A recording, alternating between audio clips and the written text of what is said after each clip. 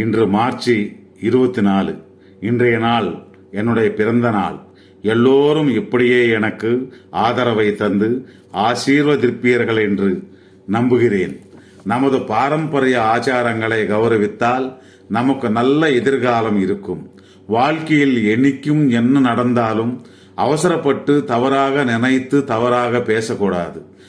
இன்னைக்கு சின்ன சின்ன தவறுகள் நாளை சரி செய்ய முடியாத பெரிய பிரச்சனைகளாக மாறிவிடும். நல்ல நல்ல குடும்பங்களே உடைந்து போகும்படி ஆகிவிடும். நினைவில் வைத்துக் கொள்ளுங்கள், ஒவ்வொரு மருமகள் தன் மாமியார் இம்ப்ரெஸ் பண்ணால் மட்டும் தன் மாமியாருக்கு பிடிக்கும் என்று நினைக்காதீர்கள்.